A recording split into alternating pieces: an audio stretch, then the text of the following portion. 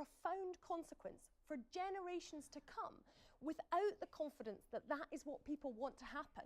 And I'm sorry, but on this result, the suggestion that people are suddenly up for a no-deal Brexit, I think, is a very unsafe suggestion. Well, the party were advocating that one hands down. I think but with you know, a third, just a little over a third of the vote. I mean, so the suggestion that we go on that path, it is very unsafe. But there's a fundamental... We need to put this back to the people. That is the only way to resolve it. There's a fundamental challenge that is... I mean, I am absolutely convinced that a no-deal Brexit is an economic catastrophe for the country. Well, I'm not. And neither are the British people. If you could just let me finish, Mark.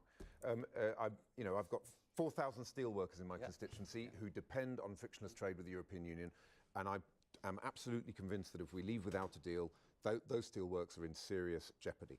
The big problem on the second referendum side is there's never been a pathway to getting there because, we had an opportunity, I think, if we'd voted for the withdrawal agreement bill, that at committee stage we could have actually had a set-piece debate and a vote on having a second referendum, but the people campaigning for a second referendum didn't want to get the withdrawal agreement bill through its second reading. So it down three times. We've got this situation where lots of people on the no-deal side have stood up and said what they want, but haven't thought about the implications economically. Well, and people on the second referendum side have stood up and said what they want, but without setting out a pathway to get there. And if you have politics which is only about the what and not about the how, you are going to end up in a serious mess, and that is where we are now. The House of Commons has voted on whether or not to have a second referendum 3 times in the last few months. We've debated it for hours. We voted on it 3 times, and every time we voted on it, we voted not to do it. So it's not as if this hasn't been... You've seen momentum building for that clearly between those votes, whereas the House of Commons has been very clear